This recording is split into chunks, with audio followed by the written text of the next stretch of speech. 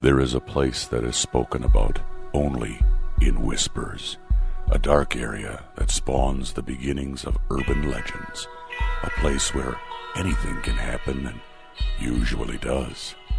During the light of day, it hides just outside of view, but when the sun goes down, spirits, creatures of the night, roam free, and things do go bump in the night. It is in every state and every country, and there is no escaping it, no matter how safe you feel behind your locked doors and latched windows. So we invite you to turn down the lights and turn up your radio while we join Dave Schrader and Tim Dennis, your hosts, on a journey into the darkness on the edge of town. Hello and welcome. You're tuned into the best in paranormal talk radio. This is Beyond the Darkness. I'm your host, Dave Schrader, along with me, Tim Dennis. Hello, Tim. Hello, sir. So I had an exciting night the other night again as I'm sitting down preparing to do Midnight in the Desert. I begin hearing blood-curdling screams from outside. Oh, no. And closer than ever before. So apparently the dulcet tones of my voice hosting a late-night radio talk show bring foxes to a sexual frenzy. You're the Marvin Gaye of foxes. Yes, because it only happens in that witching hour of my time, 11 p.m. till 2 a.m., and it's during that time, as soon as my mic starts going hot, you start hearing the from outside my window. But here's the thing. I'm not comfortable with this, Tim. Okay. I'm not that I have anything against foxes making love. I mean, I'm not here to check their IDs or make sure that it's about love. It's the fact that I'll let Mally know that. What if somebody is getting attacked and I just stop paying attention because I'm assuming that it's foxes on the run, if you know what I mean. Wasn't that a McCartney album? No, that was Band on the Run. Oh, okay. Fox on the Run, I think, was Sweet, wasn't it? Oh, it might have been. Yeah. So I don't know if I should still keep looking out my window and feel foolish knowing that what I'm probably hearing is foxes, getting it on, or fox voyeur. Yeah. Here's the thing, though. This is where you fine tune the ear. This is where you get her all under control. Here is you learn to know the pitch of the fox scream, so you know the difference between a human scream and a fox scream. The problem is that they come from different angles outside. So the first time it was farther away, and it definitely sounded like "help me." Right? It sounded like this. Help! That's what it sounded like from the distance. Now, the one last night was a little closer. Okay. I would say probably across the street closer. Wow. Right? Giving you a shot. Not down the block. Across the street, they were just like, they're begging me to watch them. Perverts. Yeah. Right? And it was more just the, So it was Steven Tyler. Yeah. Yeah. So that's what was going on out of doors last night. Sexy time. I'm going to bring some popcorn over one night and just sit out on your front step and watch. So, listen, I want to tell people, this last week we covered a very important True Crime Tuesday again. And again, it was one of those that the story itself is interesting, fascinating, and heartbreaking in many different ways. The girls are gone, right? The girls are gone. Is that what it's called? Yeah, the girls are gone. Mm-hmm. I keep running Gone Girl in my head and it mucks me up. But The Girls Are Gone was the name of the book. And it talks about these two girls, part of this family, this wealthy family that go missing during a divorce. And there's a lot of interplay. And I don't mean it to sound like the girls aren't the important part of the story. They certainly are the important part. Now, in this case, there is a good ending to the story because the girls are found alive. Spoiler alert. But it's still the very weird, twisted tale that goes on between the beginning of this divorce, why the girls go missing, how they go missing, and who all is involved. Here's something I found pretty fascinating, Tim. So this case took place years ago, 2013. The girls go missing in April, right? Since we did the episode, and I encourage people to listen to it, it got my hackles up. It's one of the few episodes that really spun me out because I was so irritated. And I guess being a father and having had to go through a couple of divorces, and I know the nonsense tactics that some attorneys play and things. Here's something else. They were still basically kind of playing up the fact that these girls are missing. And nobody knows if they're in danger or not. Yet the mom is out traipsing the globe, and her attorney knew and refused to give any information because of client confidentiality. Now, I guess that since then, this attorney who was running for public office here in Minnesota has been, if you check her record, has been suspended a few times, has had her law license suspended for not the best tactics used. And she was just penalized over that case as well. So, see, you've got misuse of law. You've got misuse of this client confidentiality. Where it comes to children, I just think that kind of needs to be thrown out the window. You need to take care of things and let justice handle itself and return children. Because, A, it wasn't like, mom had them and just had them hidden away where she was visiting them. She wasn't spending really any time with these children at all. She was just hiding them away so he wouldn't win. They became less important to her. Her winning and not letting the father see these girls anymore was all of this case. And it's heartbreaking, man. What a twisted tale. But check out the book. And they go into all of this more deeply than we covered on the show, including the attorney issues. But it's a crazy ass story. And this is what in the last 3-4 weeks, we've had kind of stories within stories that have evolved, and it has gotten very strange. So, if you have never listened to our True Crime Tuesday program, and we will be announcing, and my fault, we announced at the beginning of the show, we would say who the winner was for the True Crime Tuesday, deal.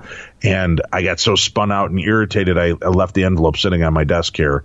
And just trying to calm myself down, went into conversation with you and then went into Dumb Crime, Stupid Criminals and forgot to announce the winner. So we will announce the winner on this Tuesday's True Crime Tuesday of who won Tim's $500. Now, some people think, Tim, I was just being compassionate towards you and that I didn't tear open the envelope in order to give you another week to gamble and make up that $500 from your savings. Somebody jumped on me on email and said, well, who's the winner? And I said, well, it's sitting on Dave's desk.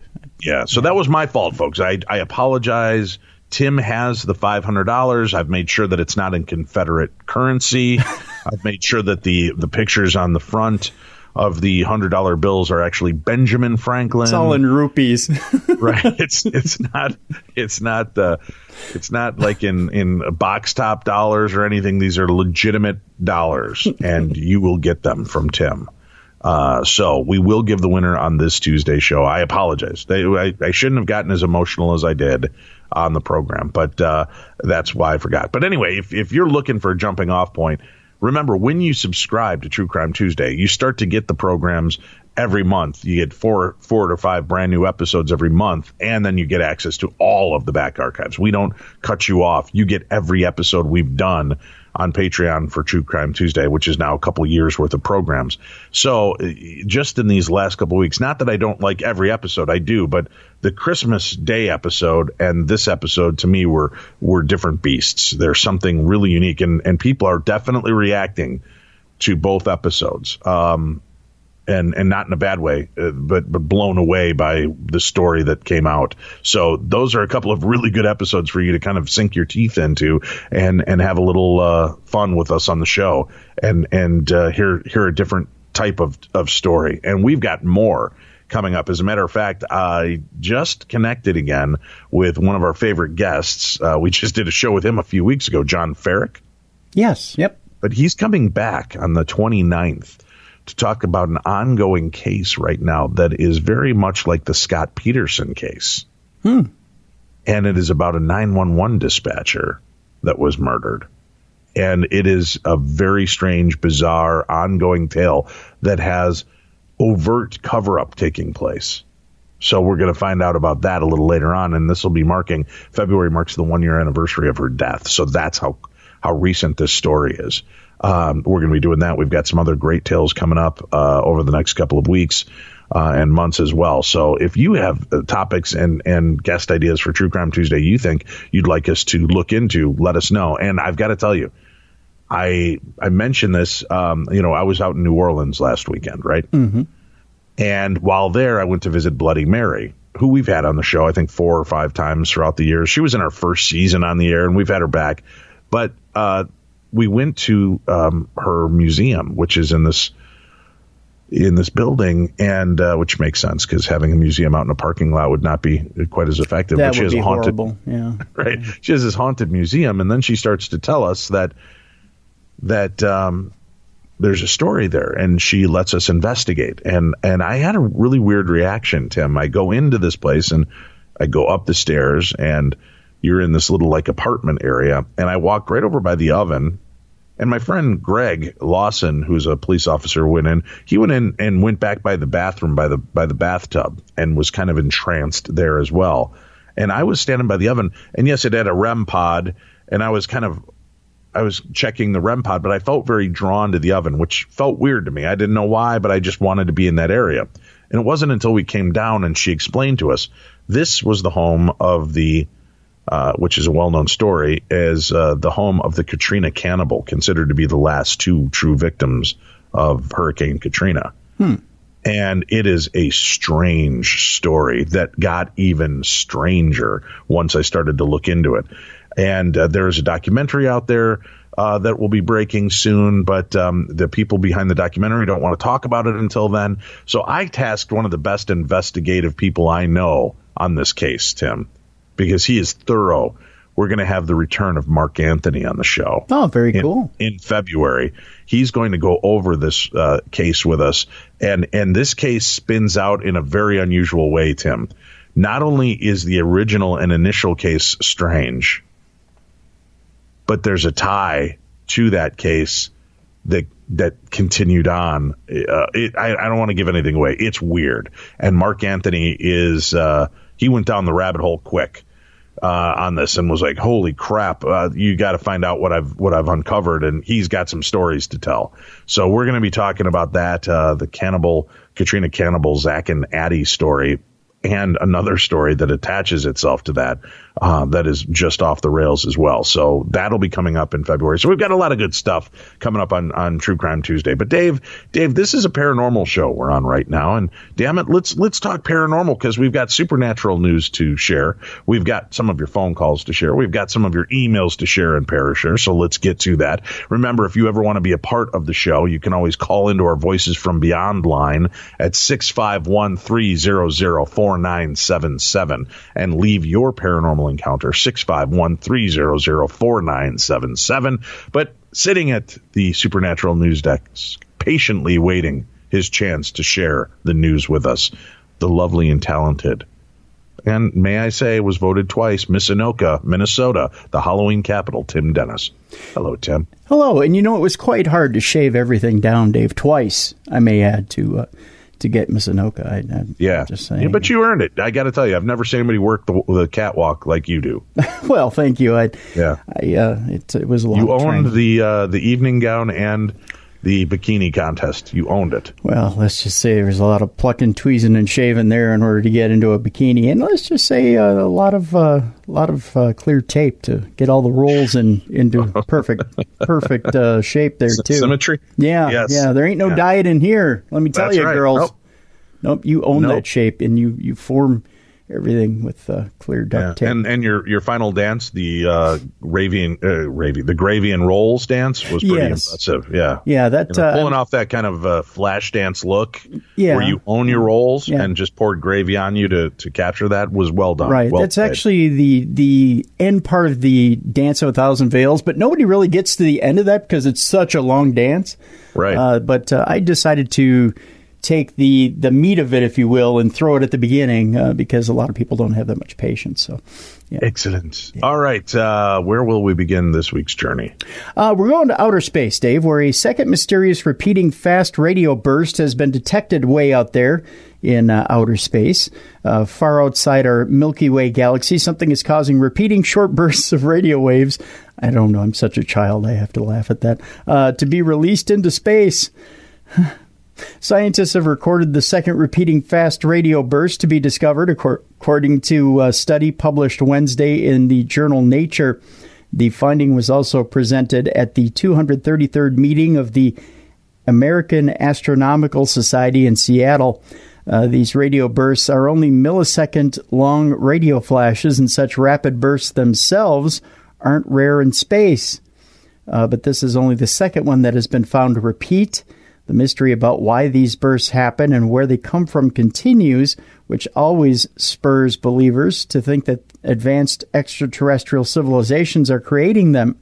The first one, deemed FRB 121102, try to write this down and keep up at home, was discovered in 2015 by the Arecibo Radio Telescope, and it was revealed in 2018 that the bursts release an enormous amount of energy.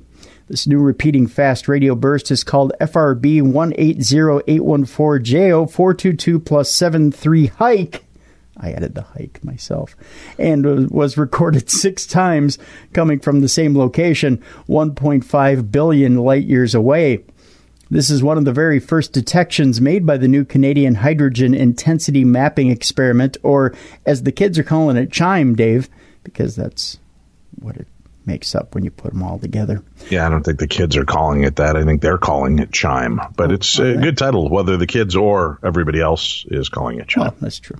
The radio telescope was in its pre-commissioning phase and operating with only a small amount of its full capacity in the summer of 2018 when it detected this and 12 singular fast radio bursts. And although this new detection doesn't solve the biggest mysteries surrounding the radio burst, the researchers who recorded it believe that other repeating fast radio bursts will be found, which could allow them to figure out where they originate. Knowing that there is another suggests that there could be more out there, said Ingrid Stairs. Not stairs and staring at you, but stairs is in the stuff you climb. I wanted to clarify, Dave, because that could be kind of a weird name. Yes. Yeah. A member of the CHIME team and an astrophysicist at the University of British Columbia. And she goes on to say, and with more repeaters and more sources available for study, we may be able to understand these cosmic puzzles, where they're from, and what causes them. One hypothesis is that powerful astrophysical phenomena are causing them. The first repeating fast radio burst was recorded at a frequency of 700 megahertz, but some of the bursts CHIME recorded were as low as 400 megahertz. We know now the sources can produce low-frequency radio waves, and those low-frequency waves can escape their environment and are not too scattered to be detected by the time that they reach the Earth, Tom Landecker, a CHIME team member from the National Research Council of Canada, said in a statement. That tells us something about the environments and the sources. We haven't solved the problem, but it's several more pieces in the puzzle, he went on to say. The low frequency of this new detection could mean that the source of the bursts differ. Scattering was detected in the fast radio bursts, which is a phenomenon that helps determine more about the environment surrounding the origin. The CHIME team believes that this scattering is indicative of powerful astrophysical objects at the source of the bursts.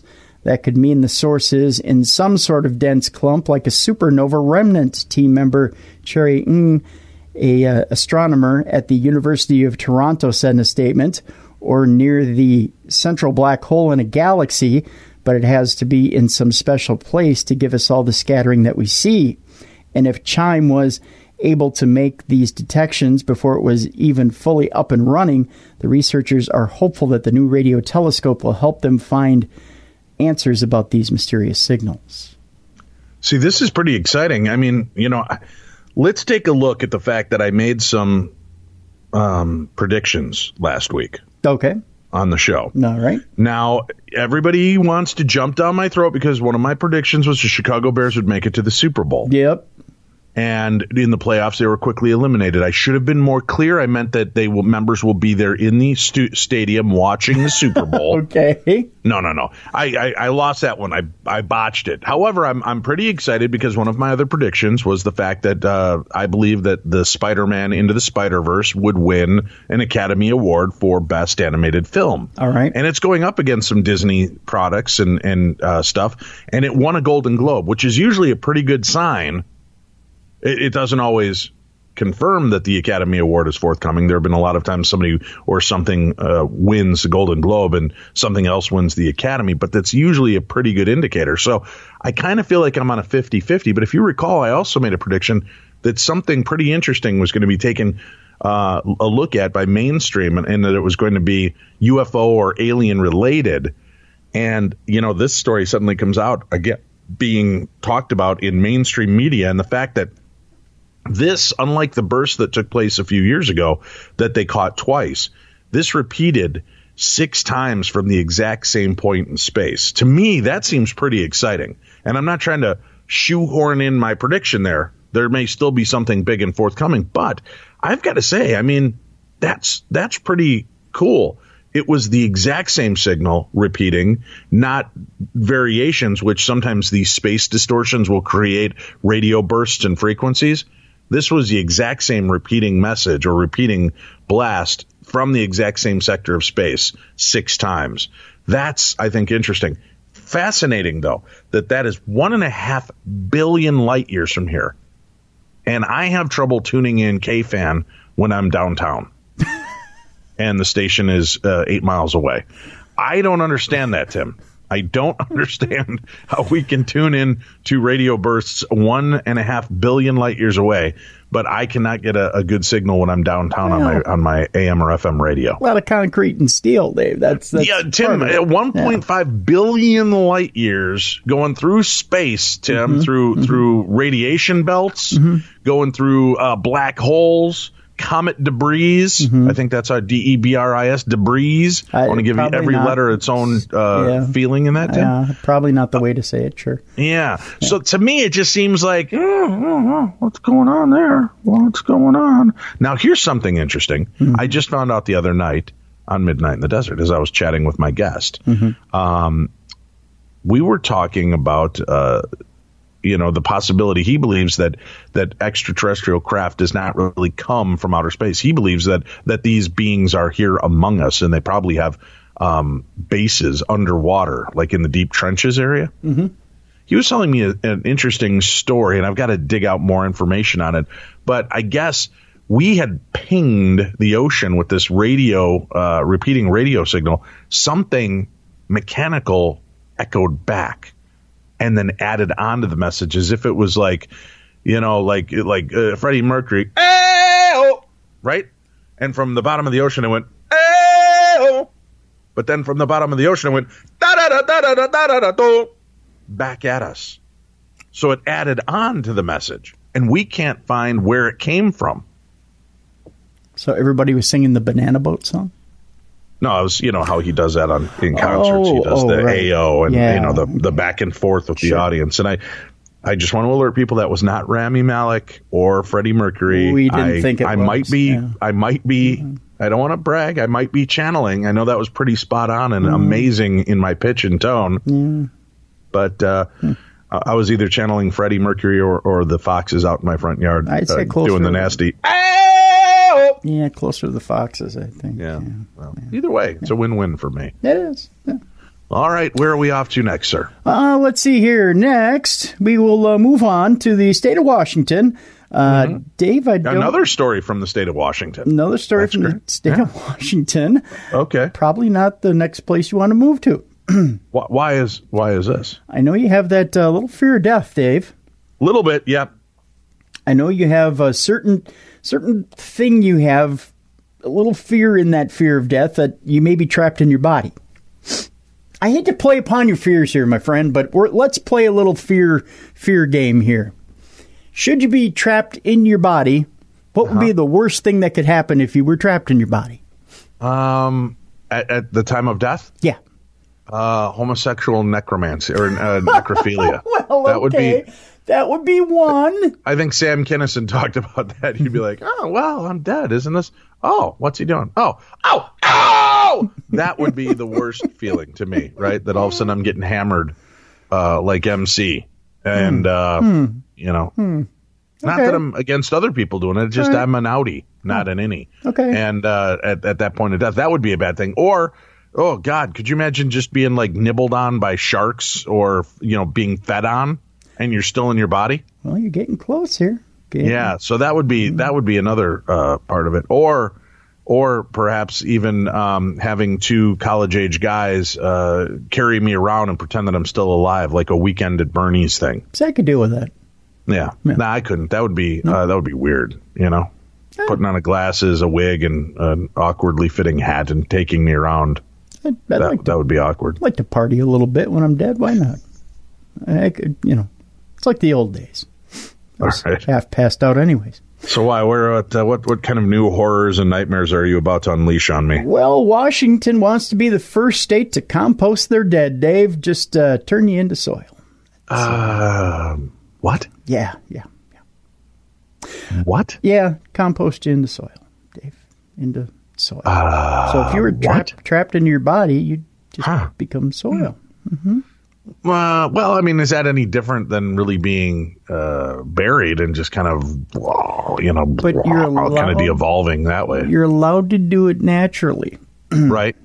You have no choice here. But okay, so I'm not a farmer, although I do carry the tan well. What exactly is composting? I mean, to me, that's just you throw stuff in a big pile of garbage out back and hope your neighbors don't complain. And then from time to time, you can shovel that stuff into your garden, and it is nutrients for your garden. Right, but you use certain bacteria to break it down quicker. Okay. Yeah. And other methods like grinding. Grinding. What? Grinding. You're going to... So, again, we're back to the necrophilia? A little bit. You're going to be up against me grinding? Yeah. They have a good time with you first, then they grind you up. Elaborate death rituals are something that define our species, whether it's a casket funeral or coexisting with a corpse. And now Washington could become the first state to embrace other funerary practice by making it legal to compost the dead. The method is called recomposing and claims to be cheaper and more environmentally friendly than traditional burial or cremation.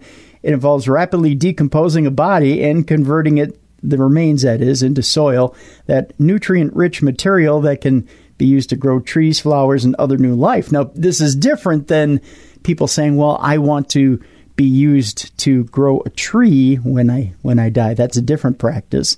I do. I want to be in those, that we talked about that. I want to be one of those, like, packets around a nice apple tree. Yeah, this is different than that. Put me in so people are eating apples and they're getting my DNA.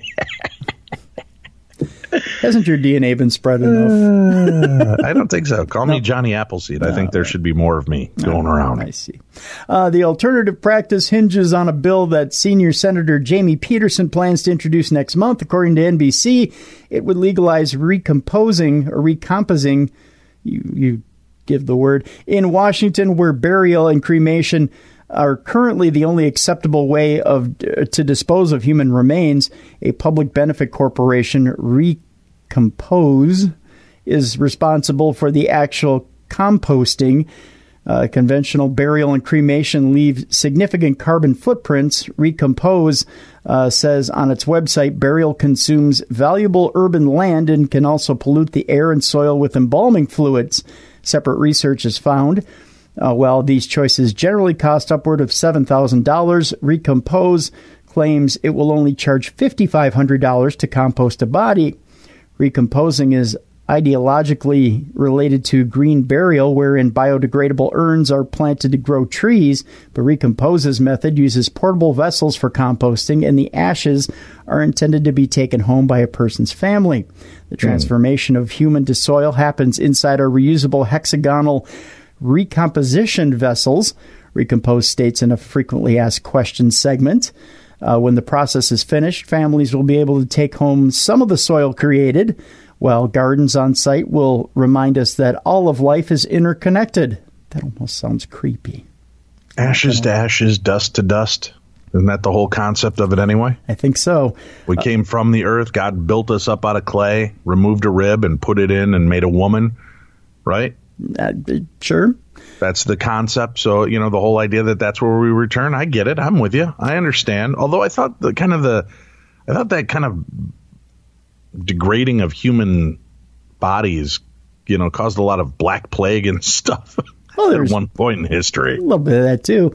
Recompose was founded in 2017 by entrepreneur Katrina Spade, who previously led the Urban Death Project. I love that band, by the way, which espoused similar goals, making funeral rites sustainable and more affordable for Americans.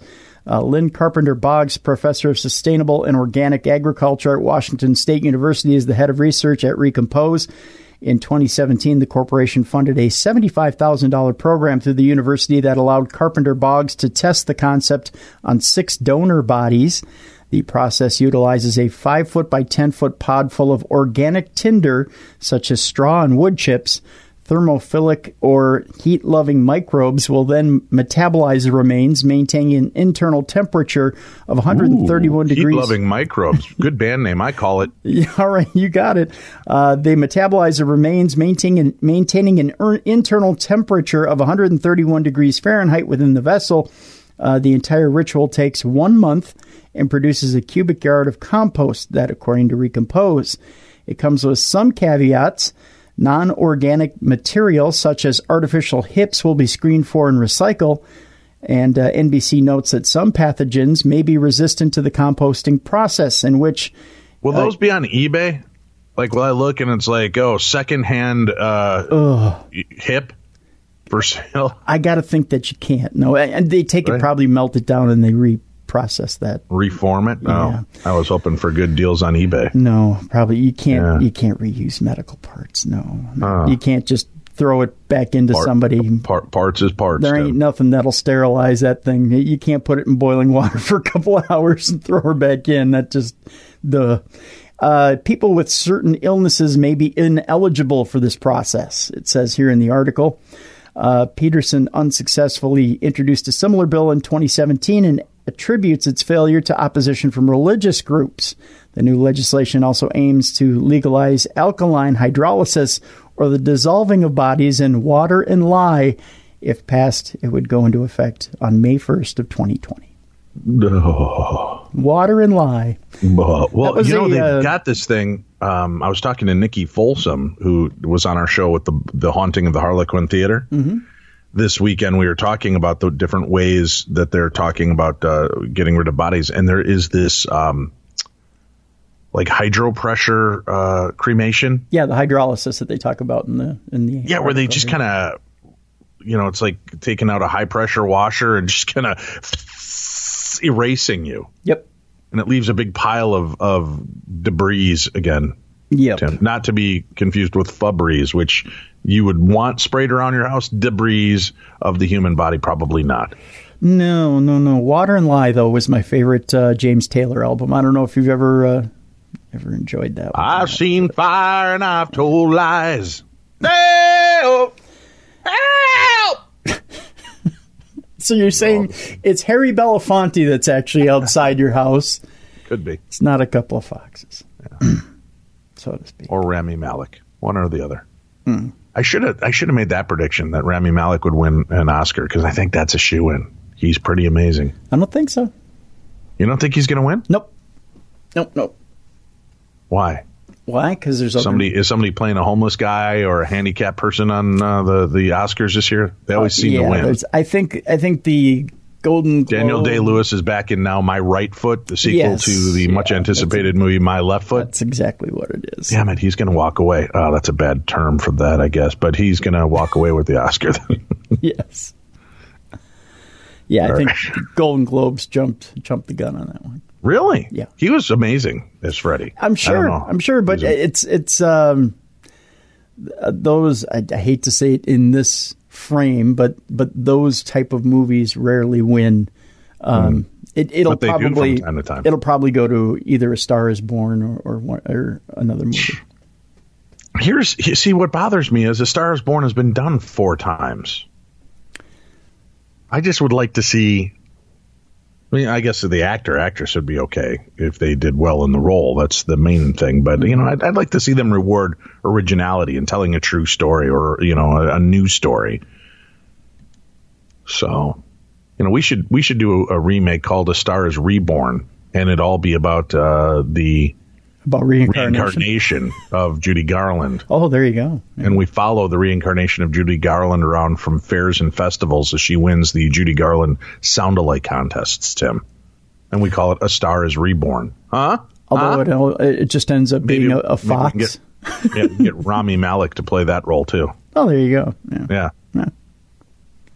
I thought maybe you were going for the fox angle, that a fox is reborn, and it used to be Judy Garland. And no, but I think Rami Malek deserves his due, and if we have him play Judy Garland, which would be an even bigger stretch, right? He could be somewhere over the rainbow. Ayo!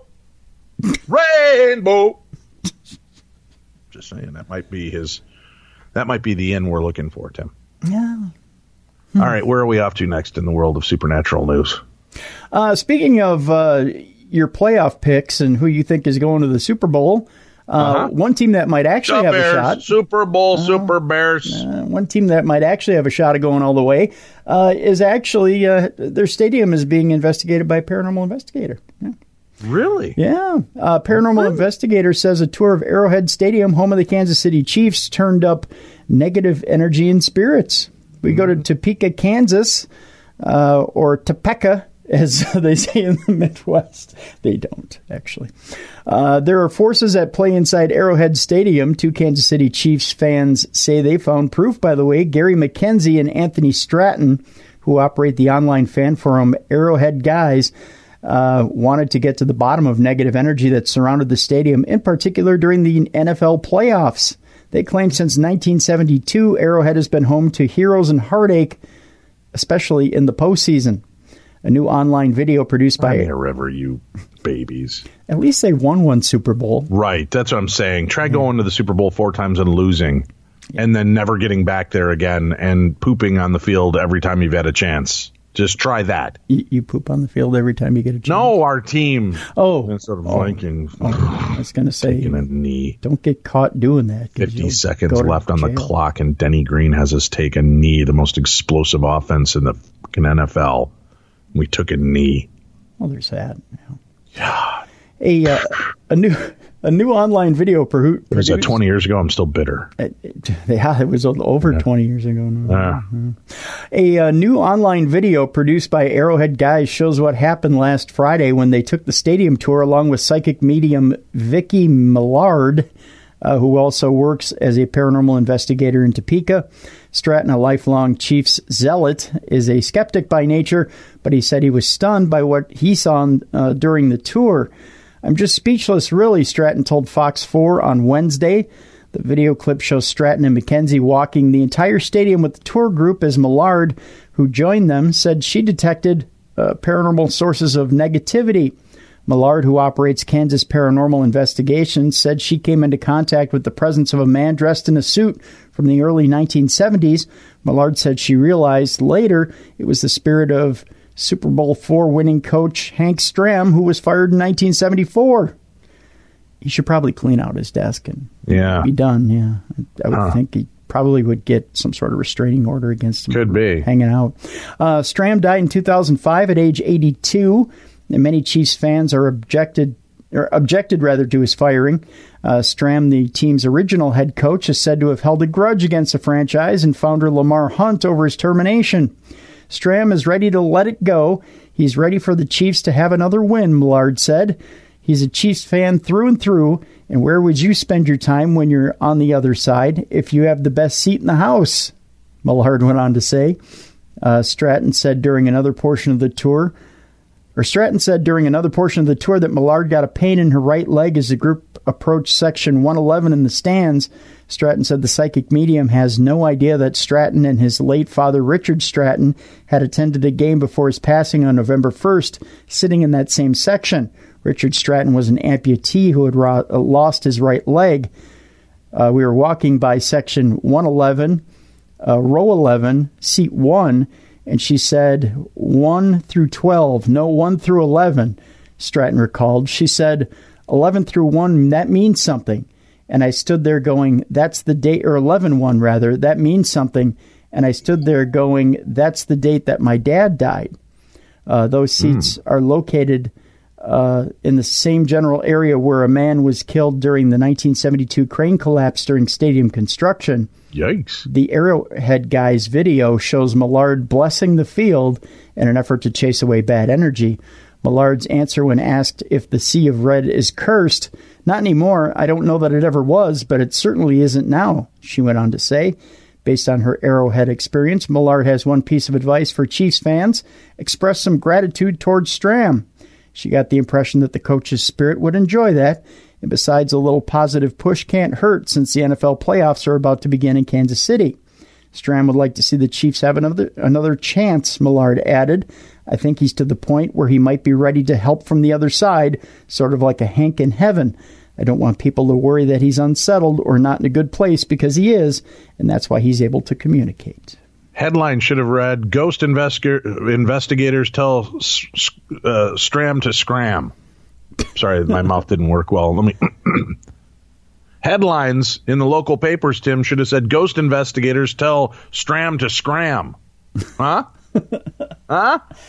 Sure, yeah. You're going to leave the original one in, aren't you? You're not going to let me have my moment. You're going to let everybody see that I had to take 2 takes for that, aren't you?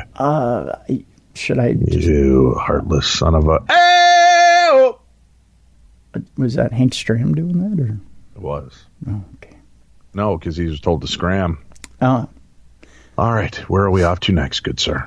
Well, there's a new trailer out there, and actually I watched it this week. It looks pretty good. For paranormal docuseries Hellier, which will make you believe in aliens. Our good friends the Newkirks are in it, and it's pretty good. Speak for yourself. They owe me money.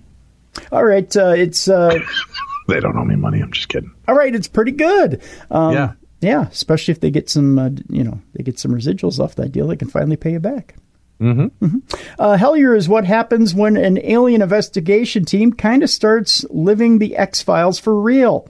7 years in the making, the docuseries mystery backtracks to 2012 when paranormal investigator Greg Newkirk, it says a.k.a. Silver Fox Mulder. Is that really? That's his porn name. I was going to say, yeah. That Silver Fox Mulder, sounds kind of skeevy, but hey, if you want to go with it, go ahead. Was emailed by someone supposedly under attack by bizarre entities that would not leave him alone at night. All this might have sounded kind of unbelievable if the alleged photos of reptilian three-toed footprints and glowing eyes hadn't emerged. It gets weirder from there. Too many witnesses from the town of Hellier, Kentucky, the kind of town with just one gas station / grocery store and a pizza place, had some sort of sighting or encounter. Newkirk and his wife Dana, along with director Carl Pfeiffer and investigator Connor Randall, joined forces to seek out what could possibly be lurking in the abandoned mine shafts deep in the shadows of the Appalachia. If this sounds questionable, you're just not human if you don't get spooked by the trailer.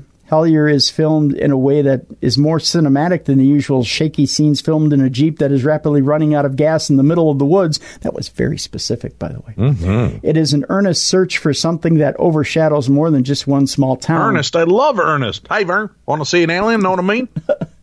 Hey, by the way, I'm going to stop you right here. Have you seen the meme online that has John Cena with his new haircut right next to Ernest? No. The two of them look like Ernest's bullier brother. They look like twins. It's very, very scary. It's an earnest search for something that overshadows more than just one small town. It could, in fact, be spreading its proverbial tentacles much further. I said tentacles, Dave. Tentacles. Yeah, it took a lot of balls to say that, too. Yes, it did. The cinematography gives Hellier the feel of a movie when everything going on is, in fact, very real, something that will seriously mess with your head. And unlike other docuseries that make you feel like an outsider looking in, you feel as if you're actually with the team as they venture deeper and deeper into the mountains. Something else that will mess with your head. Does that mean you feel like an insider looking out? I guess so, yeah. All right. Yeah. Hellier, with the Silver Fox. The Silver Fox Mulder. Let's get it right. Help! Help! Is that what you hear when you hang out with the Silver Fox in the porn industry? Well, only if he's getting it on at the time. I guess. If you know what I mean. Hellier will invade Amazon Prime, YouTube, Vimeo, and official site Hellier.tv on January 19th. There you go. Excellent.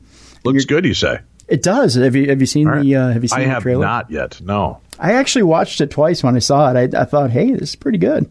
You thought it was going to be porn when you saw the Silver Fox Mulder? I did. Title? I saw Silver Fox Mulder. The Triple X Files kind of brought you in on that? Yeah, I was waiting for the porn music, and I never got it. It is very slick in its production. So that's why Carl I watched Pfeiffer's it a hell of a filmmaker. I will say that. He's a very good filmmaker. You can go over to the Dark Zone. What is it? darkzone.com or .tv. Let me pull it up. It's been a while since I've taken a look at the page, but if you go to the Dark Zone, oh God, what is it? I want to make sure I give them the right site. If you just go to YouTube, Dark Zone, I think we'll find it there too. But he's got some of his series and episodes there. He did as no, that's not it. That's the wrong page. You got to be careful because you could end up on all kinds of weird porn things. They give you the area between this and that and call it the Dark Zone. Yeah. But just go over to Facebook and look up the Dark Zone, and you'll see the logo there on Facebook, and you can follow along and see Carl Pfeiffer's series. And that's on Footprint.tv as well.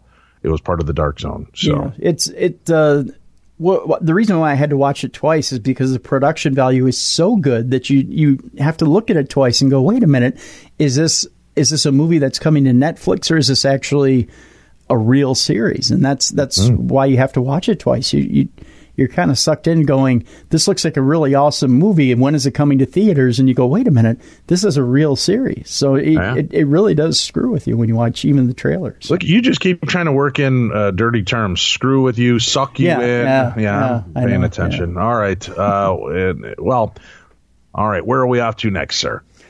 Well, we are off to parts unknown, evidently. Actually, we're headed overseas, where a camera catches a ghost hand lifting a hearse's handle. This is an old-time hearse, actually. It's not quite the hand that rocks the cradle. However, there's no denying that some entity is responsible for moving the handle on a Victorian hearse. Steve Wesson has been hearing rumors of paranormal activity at Nottingham's haunted museum, so he decided to investigate. On January 3rd, the paranormal investigator set up a camera to hopefully catch a ghoul in the act. Trouble is, all his video caught is a handle on the old hearse being lifted up, but no one is seen on the tape. On the morning of January 4th, he said, I went through the camera footage and did not expect to see what I did, Wesson told Cater News Agency. Caught on camera, I saw the handle being pushed up in the air with great force, falling back down to its original place. It was very scary, but also amazing. Wesson acknowledged that the museum houses many items with spiritual oddities. He also said the ghost distorted the camera settings. We were using a 1080p night vision motion camera, so it would not have been possible to have this level of pixelization on its own, Wesson said, pointing to further possible proof that there could be active spirits both in this realm and beyond. Say possible pixelization for me again. Possible pixelization. All right. Came in a little bit less effortless this time. First time it was a positive pixelization. It sounded like the P's were forcing their way out of your mouth. Fighting past your teeth. Bursting past your lips in an angry flurry. Huh? I could be a sports commentator. You my program director or something? You doing a non-air check here or something? Okay. The entire world? You got some issues here or something? Where are we going next? Jesus. We move on to a man who killed his mother and who drank her blood afterwards, branding her a witch. Sounds like a nice guy. Yeah. A man who practiced sorcery in the Indian district of Korba, I won't say where in Korba, is accused of killing his mother and drinking her blood before finally butchering the body. Dilip Yadav, 27 years old, who allegedly butchered and burned his mother's remains before the police arrived at the scene, is currently on the run. Apparently, Yadav believes that's a real dysfunctional family, Tim. Right there, that's a big sign. If you're wondering if you think you might have a dysfunctional family, that would be one of the signs, Tim. Evidently, butchering your mom and burning her and drinking her blood, of course. That's definitely, I would say that might be right up at the top of dysfunctionality. I guess so, yeah. Apparently, Yadov believed that his mother was a witch responsible for killing his father and brother and was also the reason behind his wife's separation from him. That, according to the Times of India, authorities have organized a manhunt for the suspect so that they can arrest him before he harms anyone else. Although the incident happened on New Year's Eve, it was not reported till 3 days later because the woman who witnessed the gruesome act, Samiran Yadov of Ramkachur village, was too afraid to go to the police. Samiran approached the Chaitma police station Thursday night and said when she was to visit the victim, 50-year-old Sumaria, who lived in her neighborhood, she heard strange noises. Upon getting closer to the house, she saw Dilip hacking his mother to pieces using an axe, swinging at her neck, chest, and head. The sight of the murder made Sumarian freeze. I was shivering in terror and pressed myself against a wall, she reportedly told police. As she waited, rooted to the spot, she claimed that the suspect sat beside her mother's body and began drinking blood that was oozing out of her wounds. Oh, nice guy. The victim was still alive and struggling to breathe at the time. Then she saw Dilip cut his mother's corpse into pieces, carrying them inside the house and throw them into a fire. After a couple of days, Samiran gathered the courage to discuss the incident of cannibalization with her son-in-law, who in turn informed the head of the village. After hearing Samiran's account of the incident, the police arrived at the Yadov's house and found blood splattered all over the floor and walls, as well as charred bones and ashes on the floor, chunks of human flesh. The murder weapon, ritualistic objects, and books on black magic were also recovered from the crime scene. Pieces of evidence found at the scene indicated that the suspect had offered the victim as a human sacrifice to appease the dark forces because of his hatred towards his mother. This according to police.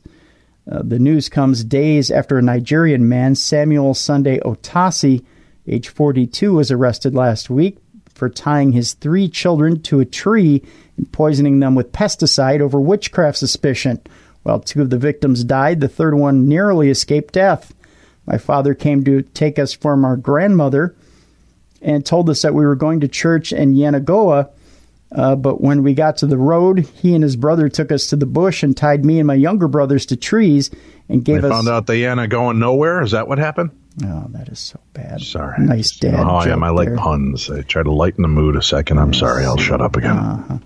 And gave us sniper pesticide to drink. Managed to come to the road after I used my legs to untie the rope where people saw me and took me to the hospital. This according to 14-year-old Success, the only surviving child. This according to reporters. So there you go.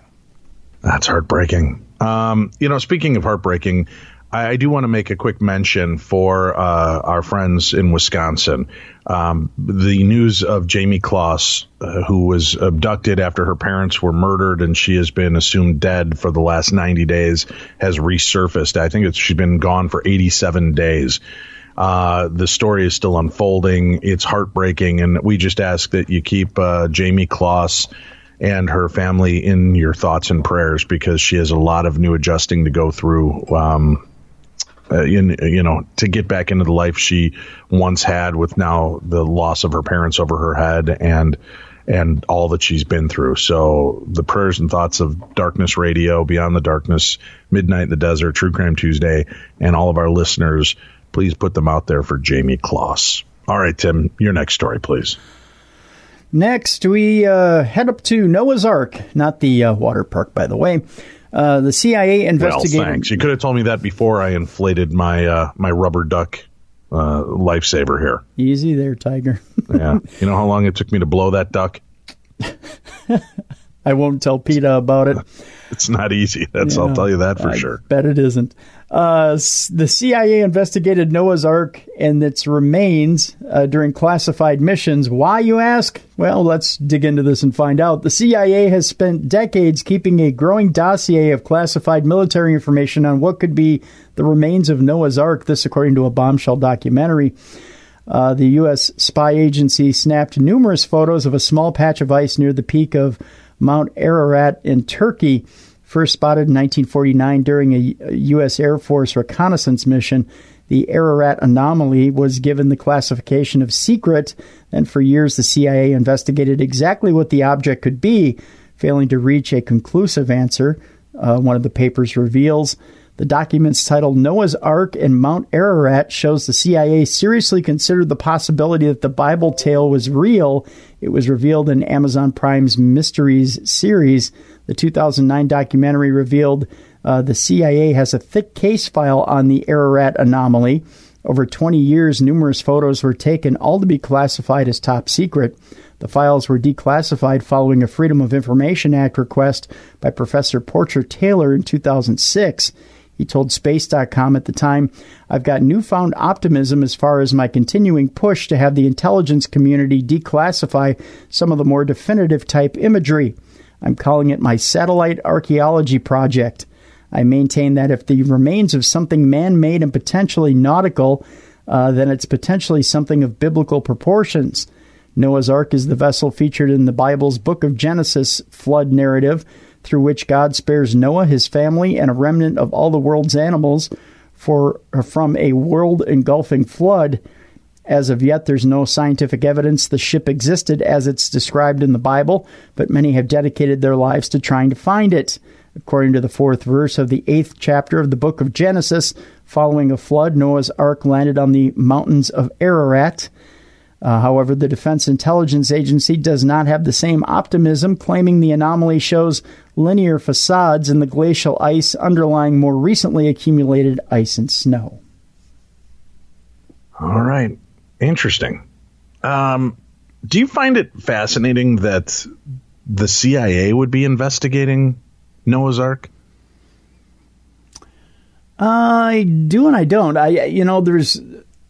There just seems like the Department of Histories and Antiquities, I don't know if that's a thing. It sounds like they always talk about that in the movies, but it seems like there would be different groups that would investigate that. The religious claims of, here's the deal. I guess they saw it in flyovers, that it looked like a structure. I guess the CIA is responsible for trying to find out what this might be, make sure that it is an imminent threat to us or our country, right? Right. But then once they started to think that it was possibly the remnants of Noah's Ark, why continue on? That's an interesting aspect of the story to me. The only thing I can think of, and this is the thing that keeps popping up in my head, is if you're looking for Noah's Ark, you're looking for something, especially with the CIA, you're looking for something to weaponize. And the only thing I can think of that you can weaponize is viruses. That's what comes to mind. So you think that within the Ark there might be remnants of deadly viruses? Yep. And you would get it from things like insects, mosquitoes, anything that may be, all right, right, an ancient disease or virus that may still exist. All right, I got you. I'm with you. Yep. All right. Interesting. All right, go ahead. Where are we off to next? Next, we go to a controversial topic that seems to get people whipped up, Dave. We talk about flat Earth. I'm interested. What have you got for me? Well, flat earthers have now announced a cruise in the boldest adventure yet, but they'll be in for a shock. A group of people who believe that the Earth is flat have announced their biggest, boldest, best adventure yet, Dave, but it's leaving some people in stitches. Flat earthers remain convinced of a NASA cover-up and claim the world's governments are staging a massive disinformation campaign to convince people that the Earth is round. According to them, the Earth is actually a massive disk sitting suspended in space. Now, the Flat Earth International Conference has announced that they're organizing a cruise for 2020. That's right. You, too, can go on a cruise with flat earthers. This would be some cruise. I'm almost tempted to go. But people have pointed out a major flaw. Okay. Here's the flaw. Uh-huh. The navigational systems cruise ships and other vessels use rely on the fact that the Earth is not flat. Whatever. Don't hit me with your quote-unquote science, Tim. I just want fact. Flat Earth fact, man. Responding to the announcement on Twitter, one user replied, "You couldn't make this up," while another added, "I hope this is the end of this theory." Ships navigate based on the principle that the Earth is round, said Hank Kyer, a former cruise ship captain who sailed all over the globe during a 23-year career. Nautical charts are designed with that in mind, that the Earth is round. Kyer, who now works as a forensic marine expert for Robson Forensic, said the existence of GPS, the global positioning system, alone is proof that the Earth is a sphere, not a flat disk. GPS relies on 24 main satellites which orbit the Earth to provide positional and navigational information. The reason why 24 satellites were used is because of the curvature of the Earth, Kyer said. A minimum of 3 satellites are required to determine a position, but someone located on the other side of the Earth would also like to know their position, so they also require a certain number of satellites. Had the Earth been flat, a total of 3 satellites would have been enough to provide this information to everyone on Earth, but it is not enough because the Earth is round. The FEIC did not respond to requests for information on the Flat Earth cruise. Even celebrities have endorsed the idea, including cricketer Freddie Flintoff, rapper B.O.B., and NBA player. I love Freddie Flintoff and his buddy Barney Rubble. Those guys were great. Betty and Wilma and Dino. Mm-hmm. Rapper B.O.B. and NBA player Kyrie Irving. And they're not alone. According to the article, several Flat Earth conferences are now held around the world, and the movement came to the UK last year with the Flat Earth UK Convention in Birmingham, which drew around 200 paying attendees. Easy money, kids. It's easy money. NASA has proved that the Earth is round using satellites, GPS, and images from space, but Flat Earthers believe the space agency is lying. I just think that's funny. That's the... All right. The Flat Earth cruise, which... I think you should reach out to them, Tim, in all honesty. Tell them we would like to be the representatives of the media to go with them. And because tell me that would not be interesting to hear from them and do live podcasts from the Flat Earth cruise. Because we might be, and we'll upload the shows from the cruise. So that way, if we reach the tipping point and fall off the Earth, the last podcast will be in, Tim. You just want a free cruise out of this deal, don't you? I do. I kind of want another free cruise. But with that said, I do have to say, I was out at New Orleans this last weekend, Tim, and I got to do the Walking Dead panel. And I was very excited to do this. I was able to do the first ever Walking Dead panel with living, past, and present characters all on the same panel. Huh? That's nice. Isn't that pretty cool? Yeah. There were 8 members of the cast of The Walking Dead and Fear the Walking Dead. Mo Collins and Jenna Elfman from Fear the Walking Dead were there. Austin Emilio was there, who plays Dwight. On Walking Dead, Tom Payne, who played Jesus on Walking Dead, was there. And Ross Marquand, who plays Aaron, was on hand. Oh, my God, Tim. Little Kaylee Fleming, who plays Judith Grimes, was there. She is the epitome of adorable. And she's this little pixie. I wanted to put her in my pocket and carry her around. She was adorbs. She was very little, very cute. And I did say when we were doing the Q&A, I said, you realize that you had probably one of the best introductions of a character in the history of television. Yeah. And the audience seemed to agree with that. Abraham was on hand. Michael Cudlitz. So, we had a lot of cast members, and I think, and I don't want to get in trouble, but I think that a spoiler was released on stage as well, because Mo Collins revealed, I'll just say this, Mo Collins revealed somebody else that's crossing over from The Walking Dead to Fear the Walking Dead. Really? And everybody on stage kind of froze for a second.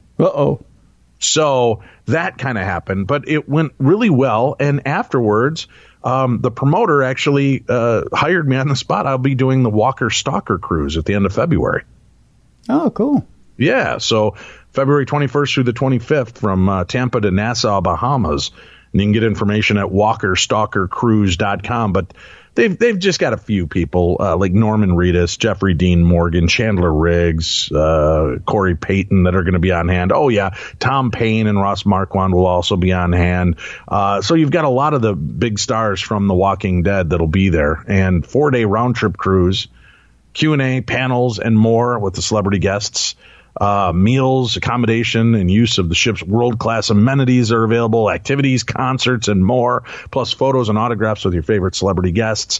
That's not included in the cabin fare, but that's all available aboard the cruise. So I'll be a part of the Walker Stalker cruise coming up in February. So I'm looking forward to that, and we're hoping they're going to see if they can't help me try to pin down a couple of the celebrities, Tim, to get a podcast for us for an upcoming episode. Cool. Yeah. So that's pretty neat. 41 days left for that. So if you're interested, go head on over to the WalkerStalkerCruise.com and check out information there. But it was great, man. The cast was probably one of the nicest group of people I've met.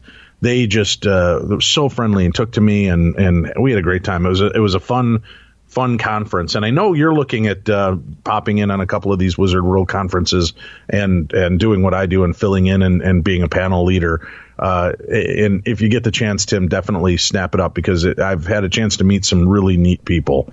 And really, like I said, these celebrities are people we enjoy watching on TV and in the movies. And some of these people are just the most down to earth collection you'll ever run into. I was really surprised. You like the show Constantine as well, right? Mm-hmm. And, he went over to Legends of Tomorrow, Matt Ryan. Yep. I did a panel with him in Madison, Wisconsin that went off great. And here I am standing in New Orleans talking to a few of my friends and my wife, and Matt Ryan rounds the corner and sees me and goes, "Hey, mate," and comes over and gives me the biggest hug and says, "I hope we're working together." I said, "Yeah, I'll be hosting your panel again tomorrow." He's like, "Awesome, man, awesome." And was just truly one of the nicest guys. And I have a video coming up this weekend. As a matter of fact, it's going to be one of my supernatural short videos you can watch over at Midnight in the Desert or over on our Darkness Radio YouTube page. But I got him on stage to talk about a paranormal experience. And he opens up a little bit about his interest in the paranormal and some things that go on behind the scenes. So it's pretty cool. Good guy, really fun times. But just wanted to throw that out there, and keep an eye on wizardworld.com, because Tim and I will be popping in at a couple of these conferences throughout the year and leading paranormal discussions. And I finally got to meet our buddy Dark Waters in person. Yeah, I saw that. Yeah, nice guy. We had a great time. People loved it. We did a panel discussion with Nikki Folsom from Texas, who came over, Dark Waters, and of course Bloody Mary herself. And I got to tell you, I'm really excited about this. I go into a lot of the different panel discussions to see how they're handled, and there's some great panels that don't get fantastic attendance. They even have some of the celebrity panels that don't get as much attendance as we're pulling in our paranormal talks. So, and I'm not talking with Matt Ryan or members of iZombie. I'm talking just the ones I'm heading and having some local paranormal speakers visit. We're getting a great response for paranormal at these Wizard World conferences, and that's pretty exciting. I'm glad to see that people are still interested in supporting the cause. Very cool. Very cool. All right. Do we have any other news stories to talk about? We have just one more, Dave. Do we? Just one more? Just one more story. Okay. Lonely story. Uh-huh. I know you saved the best for last. I did. Okay. It turns out that NASA is so lonely that they're going back to the X. It seems, Dave. They're going back to Uranus. Why? Tim? Why won't they leave Uranus alone? They want to probe deeper into Uranus, Dave. They want to probe deeper into Uranus, deeper than they've ever probed before, Dave. They just want to get in there. I love that these official articles come out, right, and talk about this, yet they're very upset that people keep mispronouncing the title of Uranus. Yet when you release a headline that says NASA wants to probe deeper into Uranus than ever before, and then you're going to righteous indignation, oh, you got to stop using the name incorrectly. Okay. Mm-hmm. Stop writing the headlines that scream NASA wants to probe deeper into Uranus. They never called it Uranus until what was it, 5-10 years ago? It was always Uranus. Actually, I remember being a kid and my teacher calling it Uranus. Really? But yeah, I think maybe it was because, she didn't want to say Uranus in class either. Because we would have all giggled like Beavis and Buttheads. Probably, because we always called it Uranus in our in our school. Yeah, we've never, I don't like to brag, but we were a religious school, so that might have been it too. That might have been. Maybe Trinity Lutheran wasn't ready to talk about Uranus. Well, we were all for it in public school, that's for sure. Up until now, NASA has never paid too much attention to Uranus. But now they're all about it. They're all about probing Uranus. But now the space agency wants to take a good long look. Oh, yeah, they've got one eye on the brown eye. No, I'm kidding. And one of the things that may be investigating is all that gas. Oh, yeah, they'll take it all. A NASA group outlined 4 possible missions to the ice giants, Uranus and Neptune, including 3 orbiters and a possible flyby of Uranus. That's right, they're going to fly by it. The planned probes would take off in the 2030s, New Scientist reports. The preferred mission is an orbiter with an atmospheric probe to either Uranus or Neptune. This provides the highest science value and allows in-depth studies of all aspects of either planet systems, rings, satellites, atmosphere, magnetosphere, says Amy Simon, co-chair of the Ice Giants Predecadal Study Group. One of the proposed missions includes a flyby of, I'll just say Uranus, which would include a narrow-angle camera. Oh, no, I can't. Now I got to say Uranus. A narrow-angle camera on Uranus.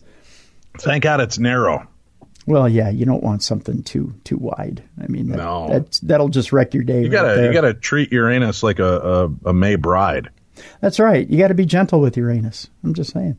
And a probe which would drop into Uranus's atmosphere to measure gas and heavy elements. There are 4 proposed missions. That's right. It's going by Uranus 4 times. 3 orbiters and a flyby of Uranus, which would include a narrow-angle camera to draw out details, especially of the ice giant's moons. You said it, I didn't. Well, actually, I did say it. It would also drop an atmospheric probe to take a dive into Uranus's atmosphere to measure the levels of gas and heavy elements there. Uh-huh. Just a nice big drop. The moons of Uranus seems a bit redundant, but I'm with you. And then probing deep into the gaseous areas. That seems like it's wrought with all kinds of possible dangers, Tim. That just means it's going deep, Dave. It's going deep, deep, deep. Oh, yeah. There you go. That's a story. And I'm sticking to it. All right. Well, let's take a quick break. We'll come back. We've got your stories to share next, right here on Parashare.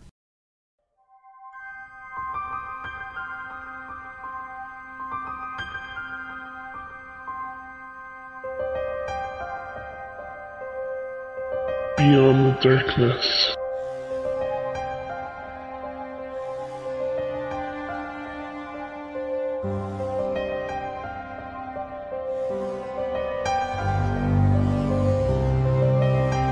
Welcome back to the show. This is the best in paranormal talk radio. I'm Dave Schrader. That's Tim Dennis.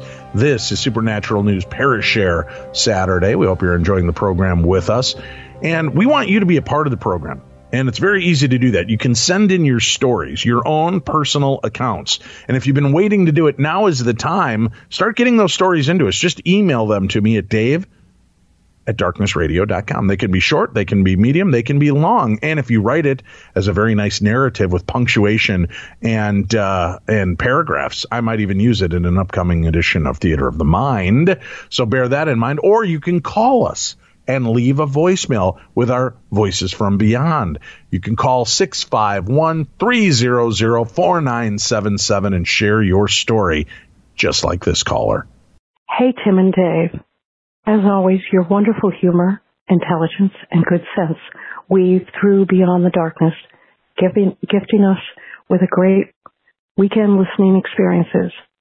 Dave, you are doing a fantastic job as host for Midnight in the Desert, and it's wonderful when Tim fills in as guest host. I hope to hear more of Tim there. Recently, you shared one of my supernatural experiences that appeared to be divine, possibly angelic, intervention when a deer was about to hit my car late night in a very remote area. Here is another, but different encounter. I rarely hear what I and others call the voice. Usually over the decades, warnings and guidance come in promptings and knowings, not auditory messages. However, one night, after a week of many psychotherapy sessions with clients in my home office, I finished at 9 p.m. and got my 2 dogs ready for our Friday night, end of the week, night walk. After changing clothes, I said prayers for my clients, friends, and the world. and ask for guidance and protection on our walk. Back then, I lived in Westport, Connecticut, in an area with broad sidewalks and lighting.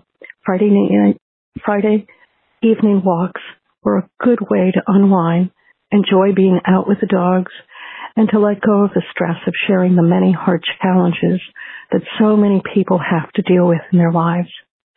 We had no sooner gotten out the driveway, onto the sidewalk, when a voice, seemingly male, very loud, sounded.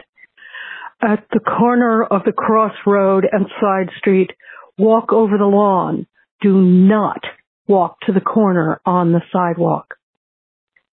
I am trained postgraduate studies in psychology and Carl Jung's work, which allows for the supernatural, as well as focusing on dreams and other creative venues for healing and having an authentic life.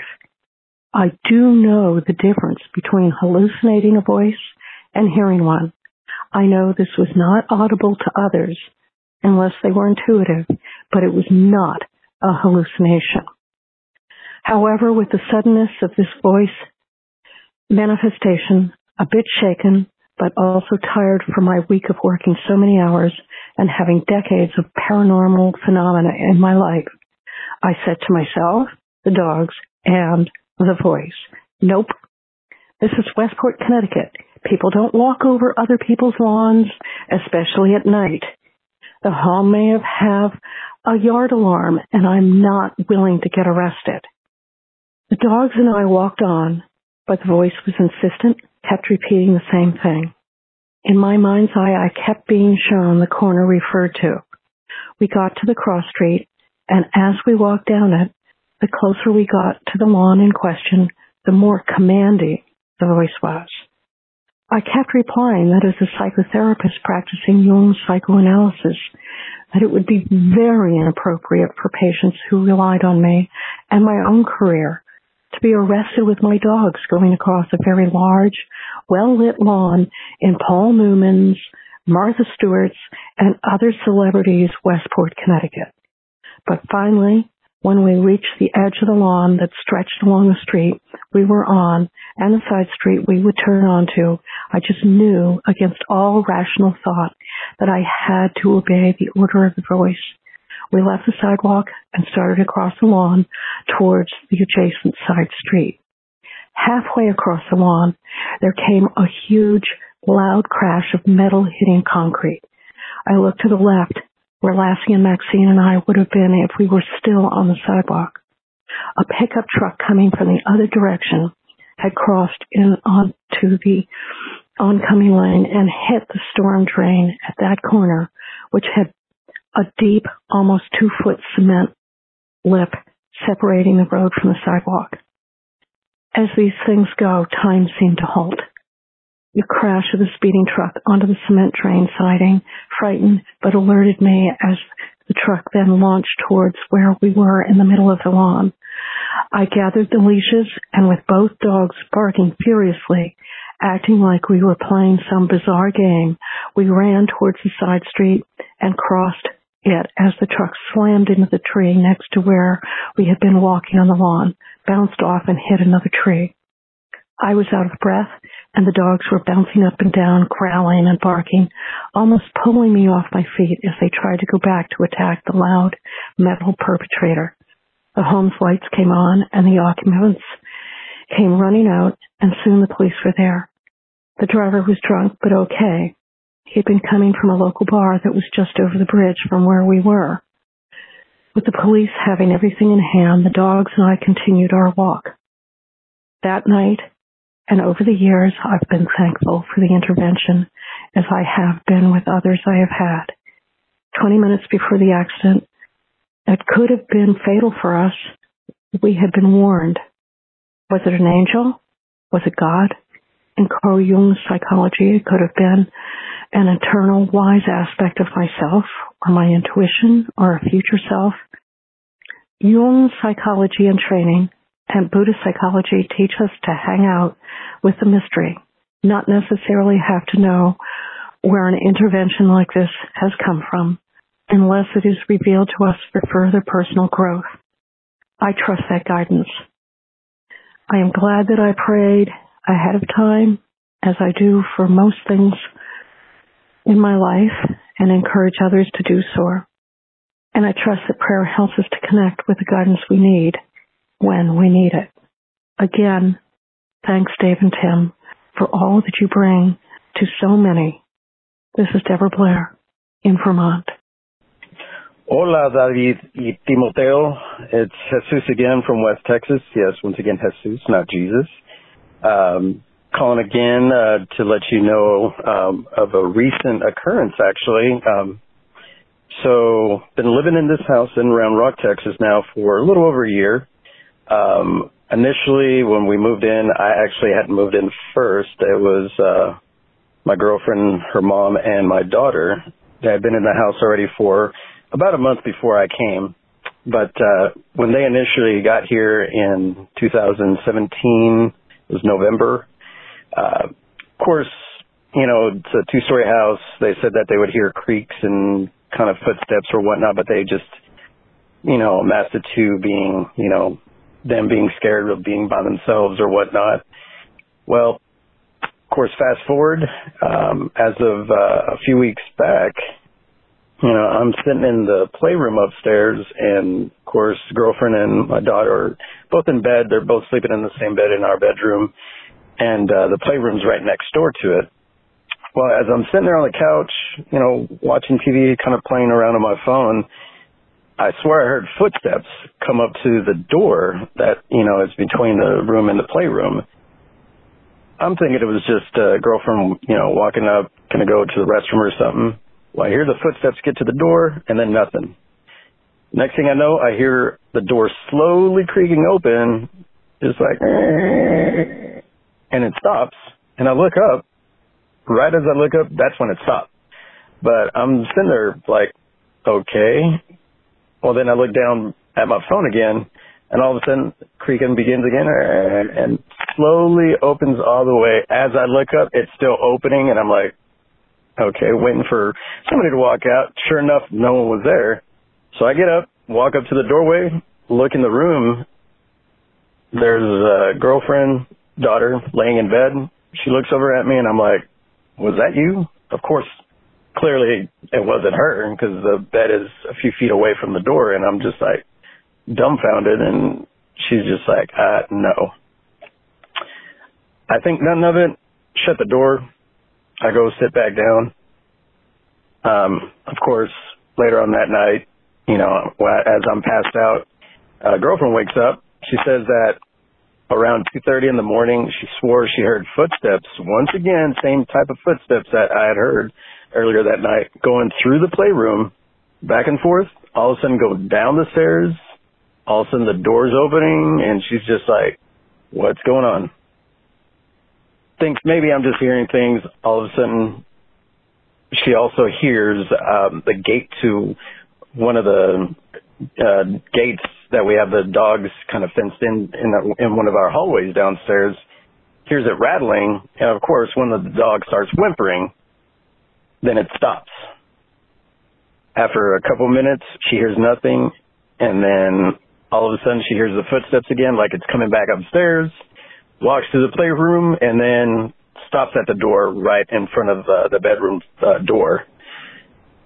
Of course, she doesn't tell me until a couple of days later, because she also told me that a few days before that, apparently she's sitting sitting at the dining room table doing some things, you know, it was late in the evening.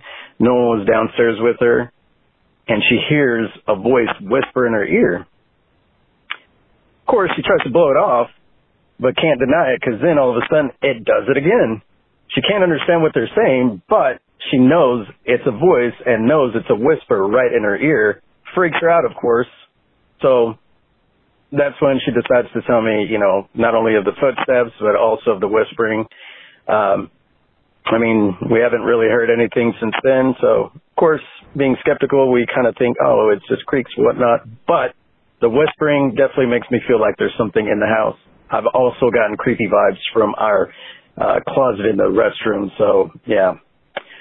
other than that, that is my news story for y'all. I'll definitely keep in touch and let y'all know if there's anything else that happens. Thank y'all. Excellent. See, it's just that easy. All you have to do is call 651-300-4977. You have 3 minutes to leave your paranormal story. Funny, heartwarming, scary, weird, bizarre, unusual.